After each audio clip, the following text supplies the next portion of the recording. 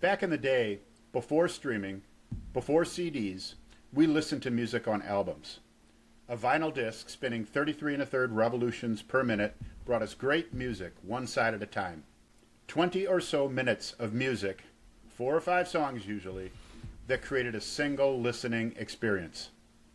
This format exposed us to other songs of the artist, not just the hits, and often flowed in an order that was created to build and maintain or mold a musical experience for the listener. Sideshow brings musical experiences from the past to life today. Here, we discuss and review individual sides of record albums we have grown to appreciate and hope you will too. Welcome to The Sideshow.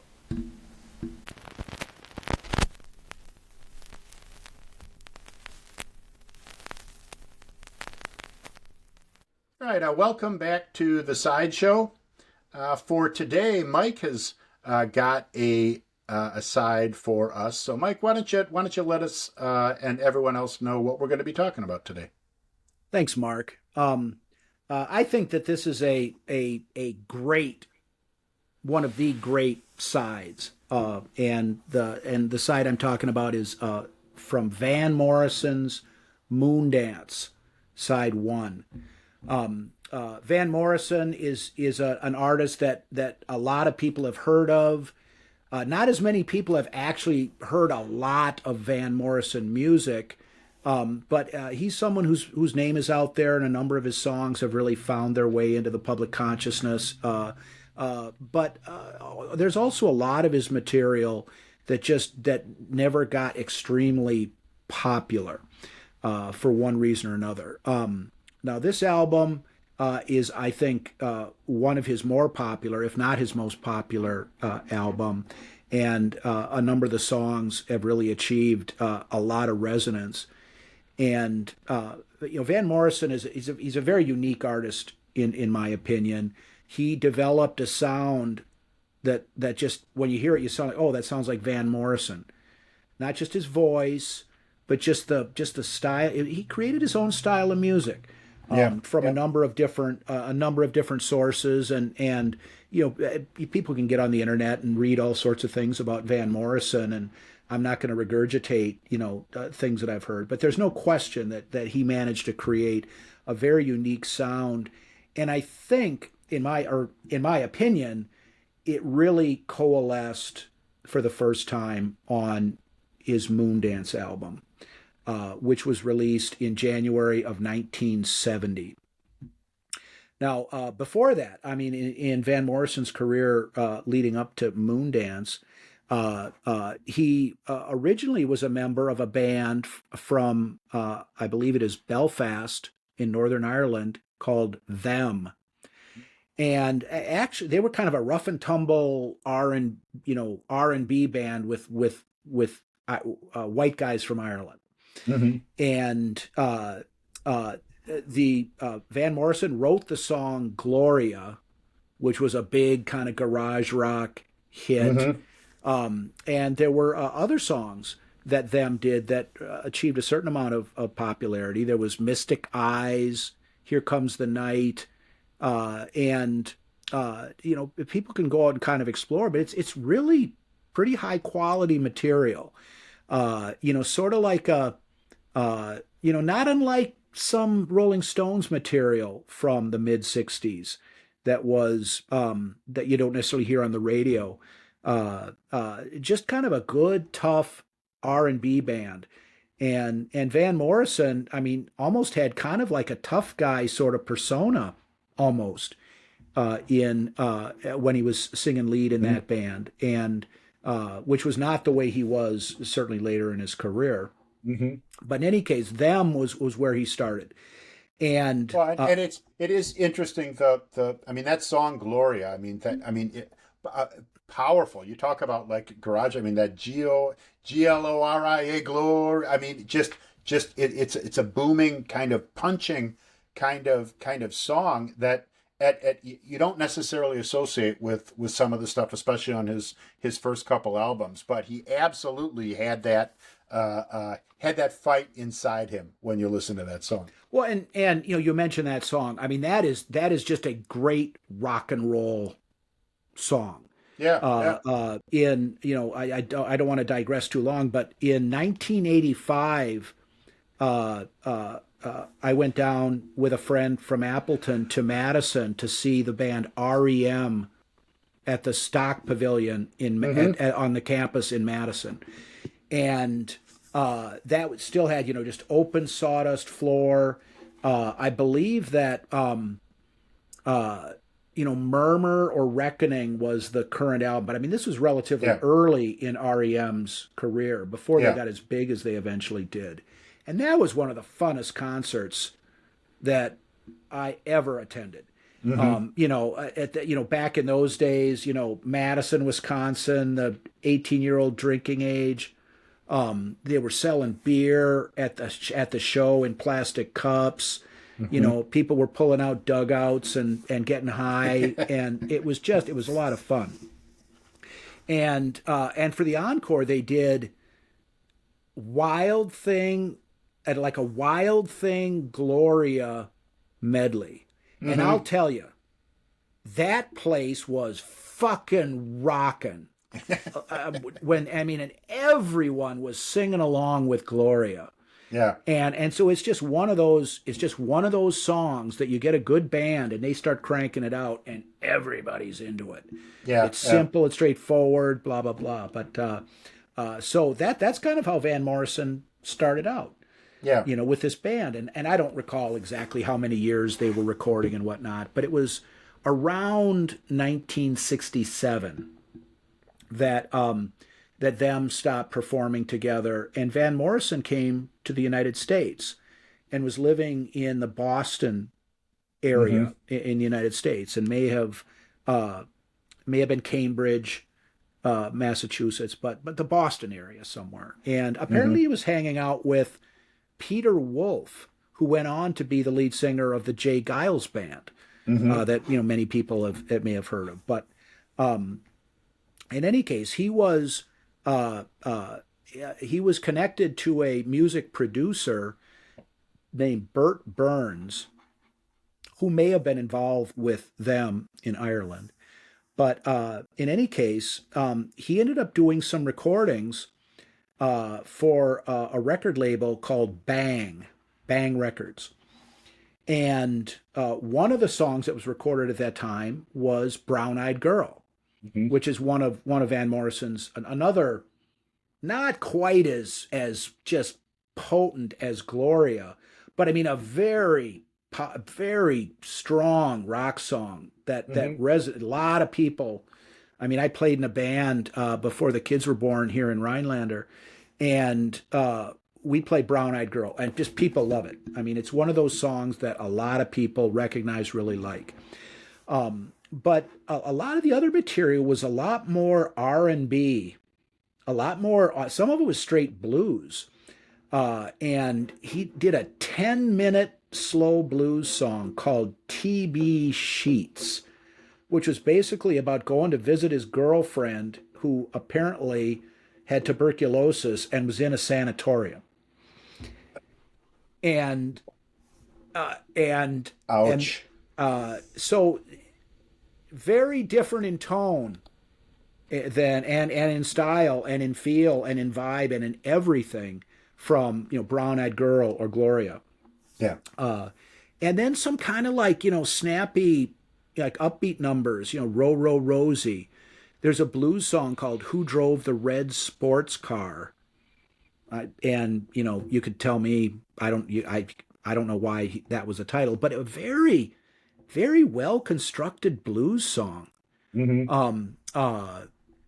Just some good material, but Van Morrison really didn't have any involvement in the packaging of these recordings and the marketing of these recordings. And there was an album that was released on Bang Records around that time that was called Blowin' Your Mind.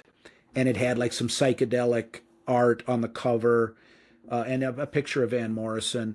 And number one, Van Morrison, that wasn't what he was putting out. I mean, that wasn't the message that he was putting out at that time, or just the wavelength that he was on, and so he didn't really care for the way that all that was handled, Mm-hmm.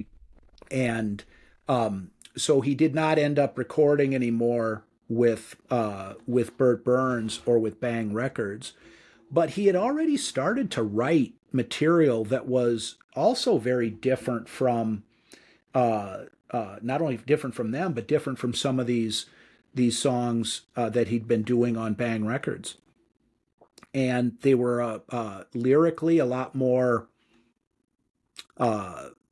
poetic, and musically just a lot different.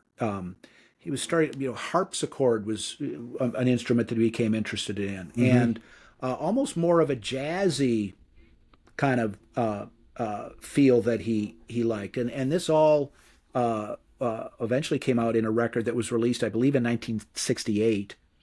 At least it was recorded in 1968 and released either later in 1968 or early 1969, called Astral Weeks, mm-hmm. and that is regarded as one of Van Morrison's more substantial artistic creations, and it's a difficult album to describe. He had some jazz musicians. He had an upright jazz bass player, had some horn players, and he basically kind of, during the recordings, he went off into a booth by himself with an acoustic guitar, and they'd say, well, how do you want us to play? And just, well, here's the chords and here's the structure. You just kind of play what you want. Mm-hmm. And they had the sessions in the evening rather than during the day. And it's just a very unique sounding album. And it's described by some as a song cycle, but it's kind of challenging mm-hmm. to get through the whole album, but very worthwhile. And not the sort of thing that was going to get played on the radio. Yeah, I mean, it appears that with Astral Weeks, radio airplay was not what Van Morrison was necessarily looking to achieve. Not mm-hmm. that he wouldn't take it, but he wasn't crafting his music to fit into any kind of format. Mm-hmm.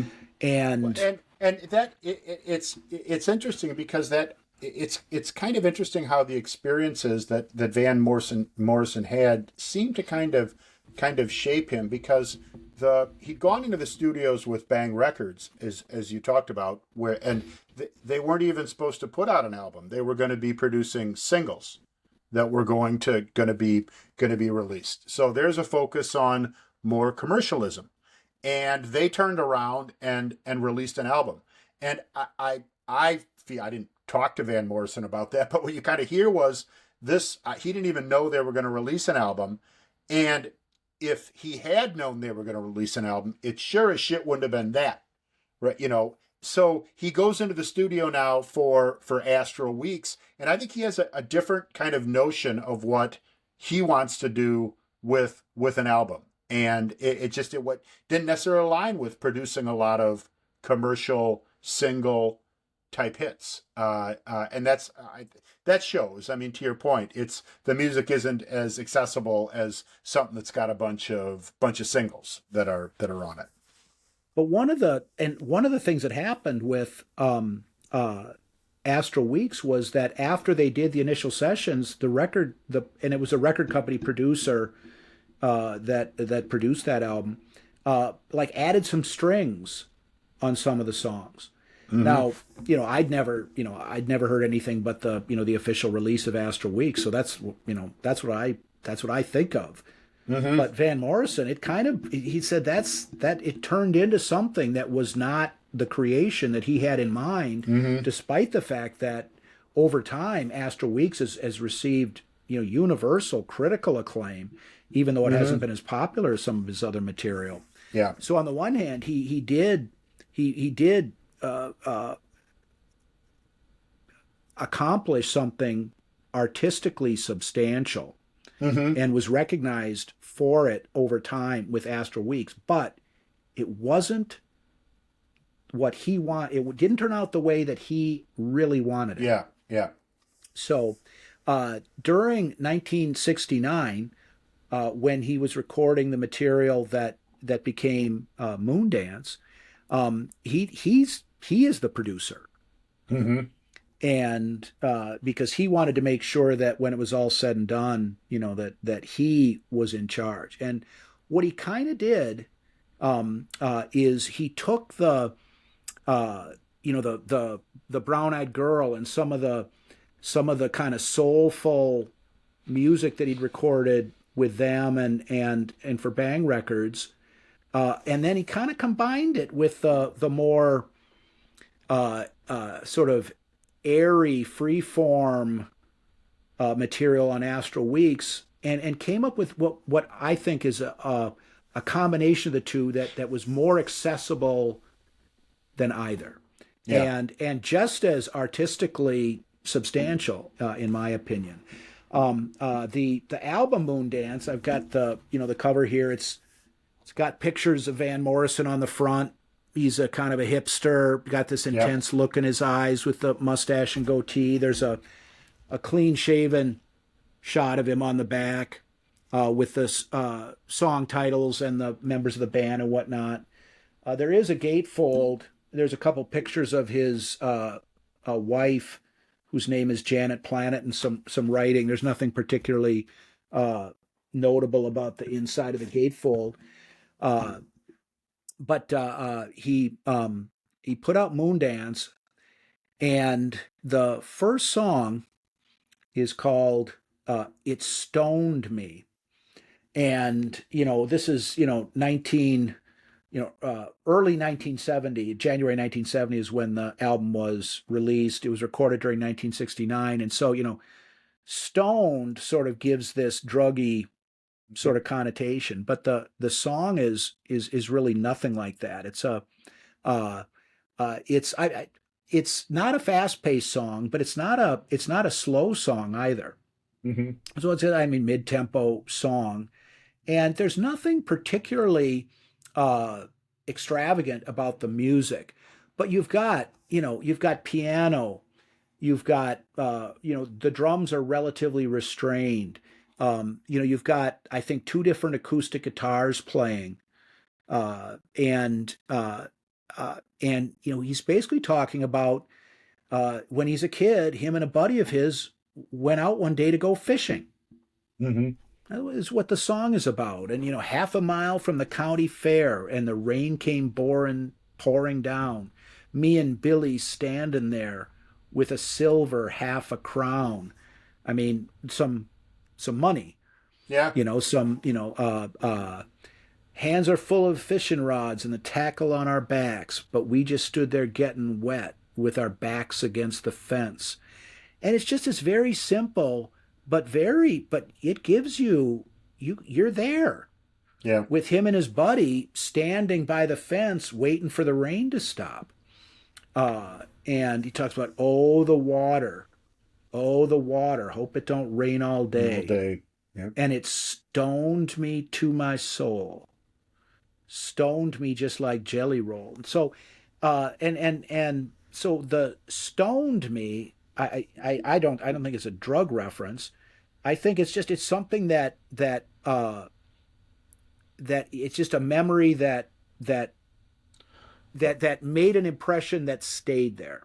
And the if anything, the notion of stone would be a natural high, right? Yeah. That he achieved by being out in nature in the country. I get the idea. I don't know, but I get the idea that this would have been a place that he would have regularly gone to, right? To nice place to get away. We go fishing. We're out in the country. We're away from the county fair. We're away from the hustle and bustle. And the way that the music plays with it you can picture yourself kind of walking through a little trail in the woods with a stream by there, and that kind of feeling, or that natural high that you would get in that, the calming, the soothing effect that being out in the country, being out in a pleasant outdoor thing, even if it is raining, because to the point, I hope it don't rain all day, is what he's thinking. So when he says, and it stoned me to my soul, it stoned me just like jelly roll. Now, in like blues music, jelly roll referred to, kind of the intimate affections provided by a woman. Hmm. But I think he may be talking about the musician named Jelly Roll Morton Hmm. here. I don't know. I've never read that necessarily, but just the Yeah. tone of the song does not suggest the other Oh, alternative. I agree, and he clearly got enjoyment, got a rush or a feeling of joy listening to music. I did read somewhere that his father had a massive record collection that he had actually acquired while he had lived in Detroit. So this was music. This would have been a large amount of music that probably wasn't available to a lot of people in Ireland at the time, and exposed him not only to different types of music that come through in some of the songs that he's playing, but that you can, yeah, made me think back to when I was listening to Jelly Roll, right? And how good that made me feel, or just how it made me stop in my tracks listening to how I can absolutely see that. Yeah, and um, so the chorus, it stoned me to my soul, stoned me just Hmm. like jelly roll. And then come around to the next verse, and there are no guitar breaks. Hmm. It's not. I mean, it's not that kind of song. I don't believe that there are any electric guitars in the song. Hmm. It's they're all acoustic guitars. But the next verse is. I mean, it's this song. It's like a short story, almost Yeah. more so than a song, because and the rain let up and the sun came up and we were getting dry. Almost let a pickup truck nearly pass us by. So we jumped right in, and the driver grinned, and he dropped us up the road. And we looked at the swim, and we jumped right in, not to mention fishing poles. So I mean that's just like you can envision them. Okay, it's the rain stops, the sun comes out, they're coming out, a car comes along, they hitch a ride, they get out, they get to the pond or the pool or the whatever, and they just, instead of saying screw this, let's take a dip Yeah. and jump in with their fishing poles. And then it comes back to the water. I mean, water flows through this Hmm. song, kind of, a river runs Yeah. through it. The water flows through this song. I mean, and let it run all over me. Because now that, but first they wanted it to stop raining, but then the sun came up and they're hot and they want to get in the Yeah. water and cool down. And then the same, it stoned me to my soul. Uh, and then the story continues on, where on the way back home we sang a song, but our throats were getting dry, and then we saw the man from across the road with the sunshine in his eye. Well, he lived all alone in his own little home with a great big gallon jar. There were bottles too, one for me and you. And he said, hey, there you are. Now, with sunshine in his eye and a big gallon jar, you're thinking moonshine and Yeah. here's Yeah. bottles for you. But but no, that's not what he's talking about. He goes, "Oh, the water, get it myself from the mountain stream." So he's just giving him water, Yeah. and which is consistent with the fact that this is a boyhood recollection, Yeah. and it's a great song. I mean, Hmm. it's when you listen to it, it makes you think that your childhood was better than it probably really was, because of the fact that I don't know. It just there isn't necessarily an explanation there, but the song makes me feel that it made me sort of feel wistfully fond of boyhood days. Yeah. Yeah.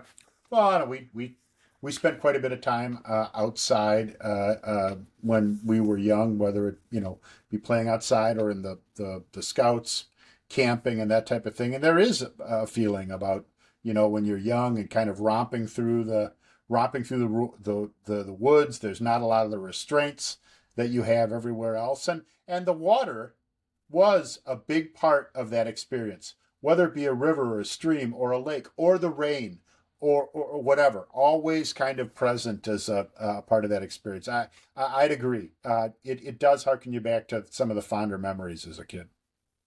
So that's the side opener, and it's I mean it is one of Van Morrison's great Hmm. songs. Yeah. And there's some other ones on this side. Many people, the second song on the side is the title song, Moondance. And many people have heard Moondance. And Moondance is definitely a jazzy song. Hmm. Just there's no other way to describe it. I don't know if I would say that it is jazz because and I don't have the technical musical know-how to say, well, what constitutes real jazz and what is just Yeah. kind of jazzy. It doesn't really matter, but this is definitely jazzy. And the instrumentation, the way the piano comes in, it just has a very jazzy. There's the horns Hmm. that are in it. Many people are going to recognize the song Moondance. It's a Well, and relatively, I would relatively actually popular. say it almost pulls off a almost like a big band feel. You can almost picture like a band director kind of snapping his fingers as the boom, boom, boom, boom. I mean, I think that's where that notion, jazz and rock and roll. There's a lot of areas where they kind of intersect, and you make a very good point. Is this jazz? Is this pop? Is this rock? Whatever it might be. But I think it's that notion that you can almost picture the band playing again. You've got the horns in there, and you've got this kind of a brush drum that's kind of playing there as well. And I could myself, I just picture this kind of band leader kind of snapping their fingers with the band. Like kind of you're at like kind of like the Dirty Dancing 1950s Yes, yeah, yeah, where they've got the band there, and yeah. this is one where the dancing would be a little more on the fast side but Mm-hmm. still in that sort of restrained, Yep. more cultured way. And I mean it's just it's a toe tapper. It Yes. really is, and tapping your toes and snapping your fingers is really a good way to describe it. But I mean, the song itself in terms of lyrics was pretty straightforward. Yeah. It's a romantic song. It's a marvelous night for a moon dance with the stars up above in your eyes. A fantabulous. I mean, and that's the actual words. Yeah. A fantabulous night to make romance neath the cover of October skies. I mean, he's just the moon dance is the kind of the metaphor for the wooing of a Yes. woman, and he certainly, I mean, he makes no bones about what he's looking for Yeah. lyrically in the song, but it's not in a garish way. It's in a way that sounds very natural. Yes. And so I want to make love to you tonight. He's kind of putting his cards on the table. But it seems so genuine and sincere and so consistent with the mood that the music creates. Can I just have one more moon dance with you, my love? Can I just make some more romance with you, Hmm. my love? Well, and he's got a way, and I wouldn't call it. There's a softness. He doesn't have a soft voice, and there certainly is some things that are kind of biting but he's got a softness to the way that he sings the lyrics, which on top of this music that is kind of bouncy and light on your feet type stuff creates just a neat sound and effect. And this is a such a great song to like have on when you want things light and moving, because that's, you just feel kind of light and kind of like floating in air almost as you're listening to this song. Well, there is an instrumental break in this song, which is Yeah. primarily piano, and that is a very, the big band type jazz is probably the best way to describe this. I mean, I didn't think of it as big band because the horn sound is a little more.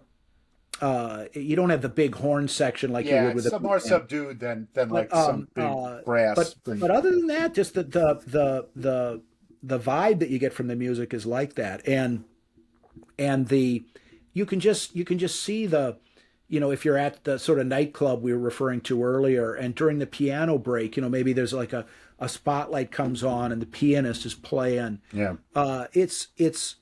You're tapping your toe and snapping your fingers. It's like this is all right, and the song basically, I mean, he's singing this romantic song to the woman he's suiting, uh, and I don't know if there's really that much more to talk about the lyrics, but Hmm. it's one of the songs that I hear most often on the radio by Oh Van yeah. Morrison. It's it was it had a spot in American Werewolf in London. A Hmm. lot of Moon songs found their way into that movie, Yeah. but when he's making love with the female character is when Moondance is Yeah. playing, and it's just a great. I mean, it is a great song, not just a great Van Morrison song, but a great song, from that era. And it was, there wasn't a lot of stuff like Moondance that was out in what would be kind of I mean, it's not rock and roll, Yeah. but Van Morrison was an artist that a lot of rock fans listened to. Hmm. And so he managed to inject something into these songs that struck a chord with rock and rollers. Hmm. Both so far, both of these two songs, the It Stoned Me and Moondance, two very different songs, but that had some similarities between each other, Hmm. and managed to kind of resonate with a rock audience. Hmm. I mean, just Moondance is just a spectacularly good song. Uh, the music, the writing, the singing, the whole package. It's just a tremendous song. Yeah, and I to your point, I mean, I think that opinion is held widely. It's still played a lot on the radio. Probably the song that the most people would recognize if they don't listen to a lot of Van Morrison, that they would have heard this particular song. So yeah, great song. Um, uh, Moving on, the third song, and there are five songs altogether on the album, and the third song is called "Crazy Love," and it's a very straightforward song. It's a very tender, very gentle, um, uh, sort of veering towards the sappy almost, Hmm. and his voice uh, is just it's quiet and gentle, uh, which it was not really the case on the first two songs, Hmm. and it's not going to be the case on the fourth and fifth songs either. Hmm. There's just a quiet gentleness that is sort of consistent with this just unabashed expression of love and affection for this woman. Um, uh, there is a scene in a movie where this song uh, uh, is used, and I think it's really a wonderful way to uh, uh, maybe introduce someone to this song. I can't remember the name of the movie, but Is this it's phenomenon that with the John Travolta and yes, Kyra yes, Sedgwick. yes, Yes, yes. yes. That's the scene, and this song is playing, and she's like shaving him with a straight razor, as I recall, or Washing his hair and cleaning yeah, him up, cleaning cleaning him him up, up, and and it's and the way that the scene is played by the actors is it meshes well with the sentiment of the song. And if I mean that's the best way for me to describe that song to someone, to watch that oh scene. yeah, I agree. In fact, that's the and maybe I don't know, chicken or egg. I don't know if it's because of seeing that scene or what I thought about the song before I sang it, but it's kind of like these two people that should have been together, and then they finally get together, and it's not there's just a quietness to how they want to spend their time, right? That now that they're together, that I do think that, yeah, you want to get a feel for that, watch that scene, check out the movie and where they play that song, or I'm sure it's on a video as well. Yeah, it is that sums it up pretty well. I'd agree with you. Just a pretty romantic ballad, soft. It's tender in how it comes across, and that's how it delivers through the entire song. Really a nice kind of soft centerpiece to this particular side. Yeah, I mean the sort of song where you're it's your anniversary and your wife is coming home, and you get out a couple of glasses of wine, and then before you sit down you put this song on and dance for a few minutes before you Yeah, sit yeah, down. It's just yep. it's just a very straightforward, very, and just genuinely presented, Mm-hmm. and so it's a beautiful song. For a love song that's veering towards the sappy. Mm-hmm. It's just a great song, and but I mean, if anything, it's the weak link on the side. Mm-hmm. And it's not weak at all. Yeah, Uh, yeah. um, Yeah, I like I say, I really think it sits as a good centerpiece. It's a, it is. It's a quieter, softer song, but yeah, I mean, plenty of occasions where it's perfect for the mood. yeah, and a lot of sappy love songs are just that. They're Yeah, sappy. But that's not to say that the type of love and affection that they're talking about isn't something that people should want. yeah.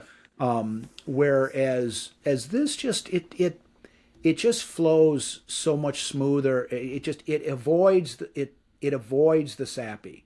Yeah. But in any case, moving on. The next song, if someone who had heard of Van Morrison, but they'd never really heard Van Morrison, they're like, so what? What's I mean, play some Van Morrison for me. I mean, if there was one song that I might pick as sort of, if you want to get an idea of what Van Morrison is like, listen to this song. The song would be Caravan. Mm-hmm. And it's where I talked earlier about how he combined some of the elements of what he'd been doing all through his career, not only with them or the more R&B bluesy stuff he was recording with Bang Records, or the more sort of esoteric stuff on Astral Weeks. All of that combines very well, I think, in this song. And it starts out with uh, um, this piano, and then these drums, and then kind of this just unique Van Morrison-y syncopation and beat. Very simple, but also not plain.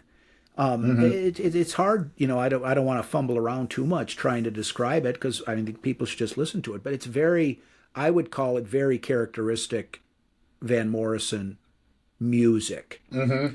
And the lyrics are fairly, they're not real dense. And the caravan that he's talking about, I mean, I think of as, it's a gypsy caravan, which I believe means kind of like a hippie caravan. or Mm-hmm. not unlike, like a group of people hanging out in the parking lot of the Grateful Dead concert, or a Mm-hmm. Woodstock for that matter. Yeah. I think is, I mean, that's what I see Yeah. as the Caravan. And he, it's, and the Caravan, it's on its way. I can hear the merry gypsies play. Mama, mama, look at Emma Rose. She's playing with the radio. La la la Mm-hmm. la la la la. Uh, and when you hear the song, you kind of get this, you get this sense. There's this scene, there's people around, and the radio is playing, Mm-hmm. and there's music. Um, and then and the Caravan has all my friends. It will stay with me until the end. Gypsy Robin, sweet Emma Rose, tell me everything I need to know. Uh, and so it really the way that I hear those lyrics is it makes me think of that sort of group of merry prankster like hippie types, just listening to music, being together, sitting around the fire. Yeah. Well, and I think it's kind of bringing together two different concepts. Again, you have this notion of the gypsy caravan, and that applies to a lot of things that it could be. But what brings into that is the power of music, listening to the radio, or just in general, how important music can weave into a family or a caravan, a group of gypsies or a group of friends, or that type of thing, about how you know how life and about how memories of life are mixed in with music, and that the radio was a big part of this song. The well, and I there's sort of two things in this song that I look at. One of which is what you're talking about. The sort of the fact that in the kind of scene that is painted by the lyrics of the song so far, there's always music in the background. Yeah. Whether it's someone playing a guitar or the radio on, or just Hmm. people there's just music is kind of around. And certainly, the most direct interpretation is because they're playing music on the radio. Hmm. Uh, and you know, the, uh, the chorus of the song, turn up your radio and let me hear the song. Switch on your electric light. Then we can get down to what is really wrong. I long to hold you tight so I can feel you. Sweet lady of the night, I shall reveal you.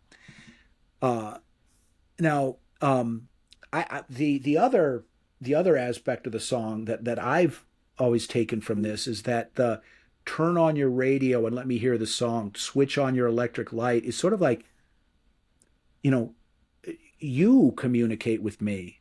Hmm.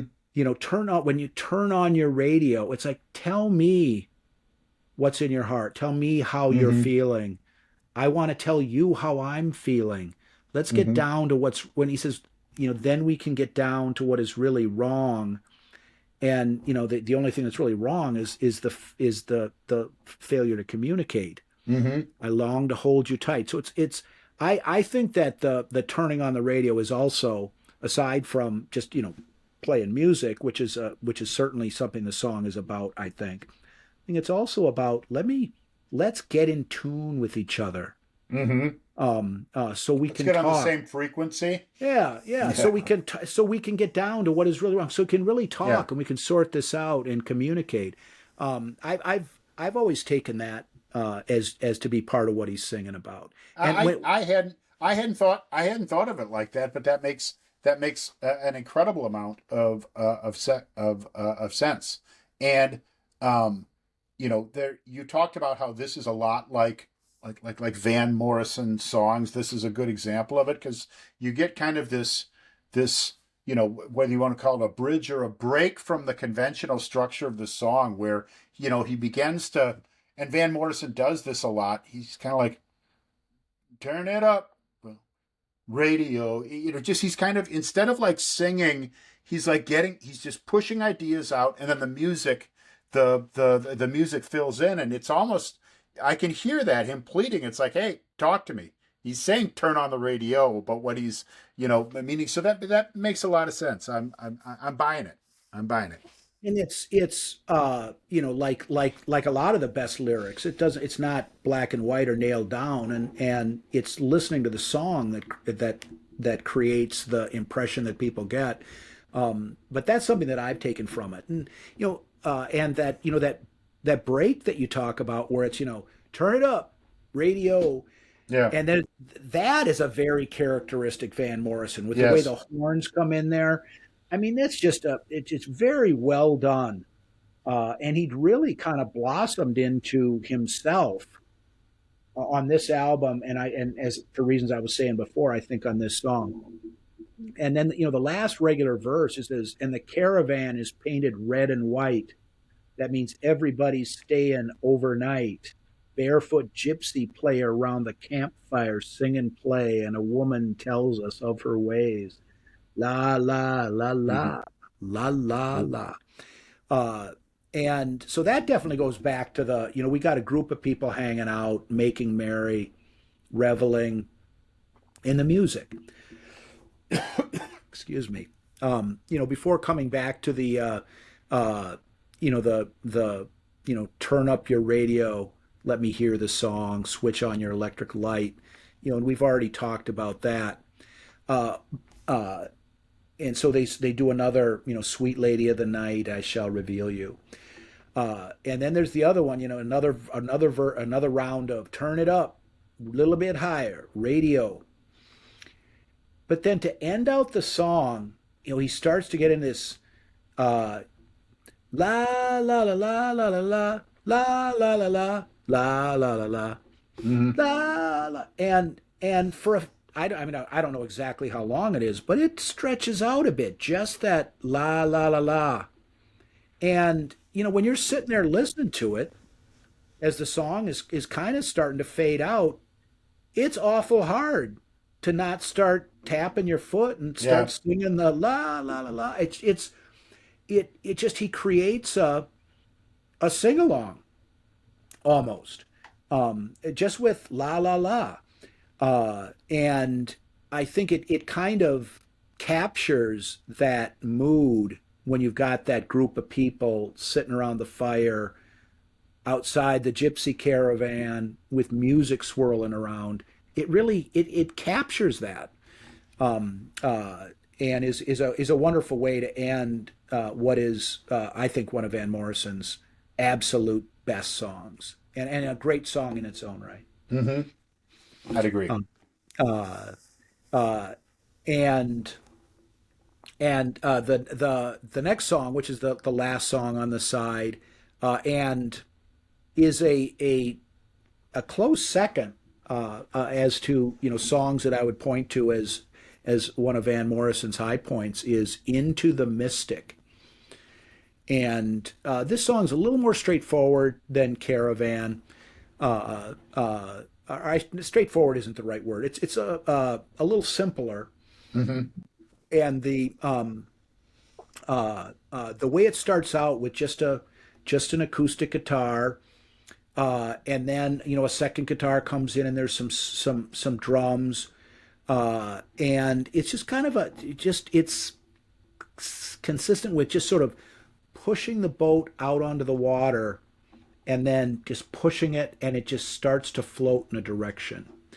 And you get this feeling that we were born before the wind, also younger than the sun, ere the bonny boat was won, as we sailed into the mystic. Now, Hmm. what the fuck is that about? Into the mystic. Well, it can really mean whatever you want. Yeah. And but it a lot of ways, we did a podcast on Heart Dreamboat Annie, and that the song Dreamboat Annie, where setting out, and you get this feel of, like, just going out on a boat into the Yeah. water, sailing somewhere with the wind in your face, and it's you're gonna go Hmm. somewhere, and it's gonna be good. It's gonna be something. Yeah. The beginning of the song is similar to that. I think a little more, little deeper. I mean, this song has more depth to it, both musically and lyrically, but the vibe is very similar. Yeah. Um, Well, and uh, I've read somewhere that he made a comment in later years that he actually, when he was first writing this song, it was titled Into the Misty, not Into the Mystic. And the Misty was the name of a river in this area that he used to go out to. We talked about from when he was a boy and that type of thing. So that kind of that kind of makes sense, pushing a boat into the Misty, and around that. But I think that and again, I don't know word for word what he was saying in this article, but the sound of the song itself, though, the feeling that he was trying to get was this kind of a more mystical place or plane that he really was looking at getting to, the kind of feeling you get when you're floating on the water, and you're no longer walking on the earth, to some of the feelings and that come along with it. It's like Into the Mystic just seemed more appropriate for what the vibe he was trying to get across, but well, and clearly into a body of water. and after he lived in Massachusetts for a while, he probably heard tell of the Mystic River, Yeah, yeah, and maybe just yeah, Mystic River, Mystic, yeah, seeing the literary possibilities and making things a little more ambiguous. But the lyrics go on to it. Hark now, hear the sailors cry, smell the sea and hmm feel the sky. Let your soul and spirit fly into the mystic. hmm So, I mean, just into the mystic is you're going somewhere, yeah, and kind of like nothing, kind of nothing ventured, nothing gained. If you got to go out, if you just sit inside, you're not going to find anything. If you have to yeah. go out and find what you're looking for, and then kind of the transition to the chorus. He goes, yeah, when that foghorn blows, I will be coming home. When that foghorn blows, I want to hear it. I don't have to fear it. So there's a combination of like going out into the mystic and also being called back and called back home. And if you go out into the misty river, presumably it's kind of foggy. If the foghorn blows, there's fog. So when you're out on the water in the fog, you're in your own world, hmm and you're trying to find yourself. And when the foghorn blows, I mean, I Yeah. imagine that to be, you want to find someone to be with. It may be your own world where you are master of your domain, but you know what's Well, the point if you can't be with someone? And so the foghorn is connection with another person that's bringing you out of the fog. and I think the same thing. If I would look at guidance that I would give to whether young people at work or to my kids or whatever, it's like you have to become comfortable getting out of your comfort zone. That's an important aspect of life. To advance, to grow, to move on, to do things, to do challenging things, you've got to get out of your comfort zone, kind of, and into the mystic. This is where you're going to find you might not know where you are. You might be lost. It might be foggy, but that's why it's important to have a base. The foghorn will bring you home. It's the things you can count on, the things that you can rely on, and you may be looking forward to getting home when you're out there in the mystic. It's not always going to be joy and happiness when you're stepping outside your comfort zone. But I kind of like that's what's happening. You're looping out into this place that it's important that you go, yet this foghorn will call you home. And like many of the songs on this side that we've talked about, what makes it so well done is not just it's an interesting message, and the words, they do a good job of painting the picture of going out to sea, kind of being in a foggy environment, but the way that the music wraps in with the lyrics. You feel what the lyrics are trying to say, which is a part of Van Morrison's art that has shined through on all these songs, but you really do hear it here. And the the break, there isn't like, there's, like I say, I don't believe there's electric guitars that are played in any of the Hmm. songs. I think it's all acoustic guitars, but there's the horn figures in the like, there's an instrumental Yeah. break where they, da da da da da da. Hmm. Hmm. It just really, again, very distinctly Van Morrison. It Yeah. sounds like Van Morrison. And and you should kind of follow up about, we've been talking about what is Into the Mystic supposed to be, and I think really it's just into the unknown. Yeah. And sometimes when you go out into the unknown, you get lost. And but if you persevere, you'll find someone, and a foghorn will bring you home. Hmm. And then You, and then when he says, I want to rock your gypsy soul. Now, gypsy, this is a second song where gypsy has come up. hmm. And there's another album, St. Dominic's Preview, where he has a song called Gypsy. Hmm. So a lot of gypsy Yeah. in, and the simplistic way that I look at that is he's referring to kind of hippie communal Well, I mean type stuff. an actual gypsy where he grew up, in Ireland. I mean, again, especially back in the 50s and stuff, I still would imagine that you had the actual presence of actual gypsies that were outside the towns and in the countryside where he did hang out from time to time, that he may have encountered from time to time.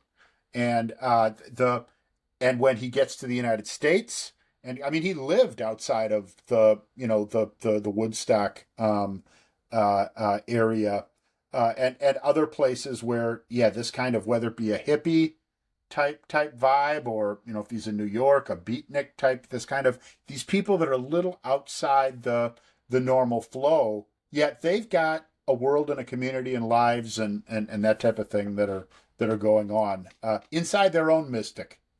Well, you mentioned beatnik. I think that Van Morrison's style of hippiedom was more like Jack Kerouac beatnik type than, you know, Grateful Dead, Jefferson Airplane, Yeah, San yeah, Francisco type, yeah. or Woodstock type for that matter. Hmm. Um, but I mean, Jack Kerouac on the road, going out and digging stuff, and jazz is what the like the Kerouac type beatniks were into musically and whatnot, and so I've been using the term hippie to describe the Caravan and gypsy and whatnot, but I think it's more of that was a good word to kind of throw in there, because I think that that's accurate. Van Hmm. Morrison was more of a Jack Kerouac style, more of a beatnik type gypsy than a late '60s hippie type. Hmm. Uh, Although certainly all that stuff was going on, when he was making his music. Yeah. But he says, I want to rock your gypsy soul, just like way back in the days of old. Then magnificently we will float into the mystic. So it's like, he goes out into the mystic himself, but he still wants to be able to come home out of the fog, but then he wants to hook up with the woman, Hmm. and then together they go back out into the mystic. Hmm. So it's like, hey, we just, uh, everybody's got to do it. We can't avoid having to go out there into the world and go somewhere and maybe get Hmm. lost on the way, but it's going to be much nicer doing it together. Yeah. And that's, I mean, that's a very, we've been talking a lot about this song and some of the other songs, but I mean, that's a very straightforward, simple idea. But he presents it so artistically. I mean, he's very literary in my opinion, in his lyric writing, and it's something that it conjures up impressions when you listen to it. Before you go check out the Wikipedia page to learn more. Mm-hmm. And this song, I don't I like I say, Caravan is the song where if I had to pick, what is the most Van Morrison song of Van Morrison's catalog, but and that's just my opinion.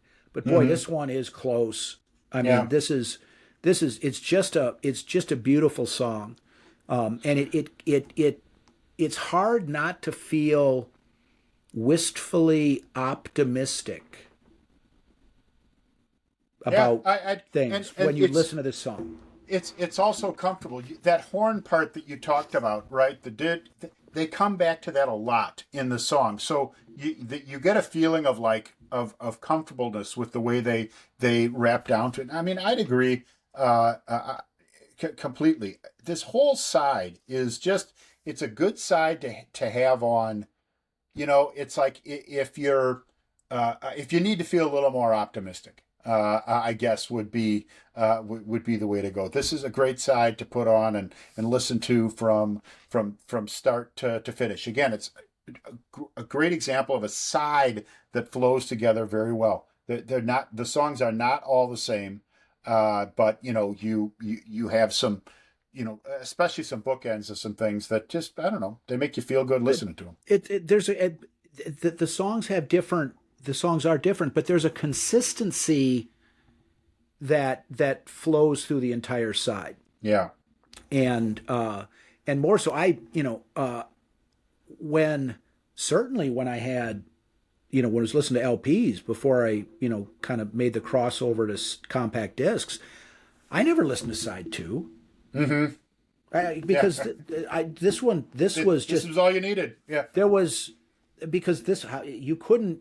I mean, and I'm not trying to knock the material on side two, but in my opinion, it's not close to the. I mean, basically, you've got out of 5 songs on side one, 4 of them are just great songs individually, and the 5th one is still a great song. Yeah, it's just not quite up to that same level. And I agree with you that if you're looking for a side of music that has substance to it and is musically compelling, but aren't interested in that sort of rock and roll, electric guitar, stick it to the man sort of, rock song. Yeah. Sometimes you don't want to rock and roll all night, right?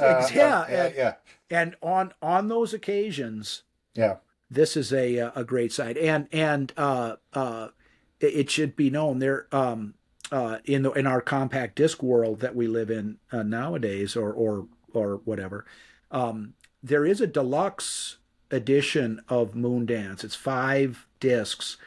There's a CD of just the album. The other CDs have like studio outtakes and alternate versions, stuff like that. And then the 5th CD is a Blu-ray audio disc that has a surround sound mix of all of the songs on Moondance. And if you've got the equipment to play that kind of stuff, it is wonderful. It is just awfully wonderful. Good. Very well done, and worth anybody's time. So Van Morrison Moondance, side 1. Hey, great side, great conversation, Mike. All right. We will see you, Mark, next time.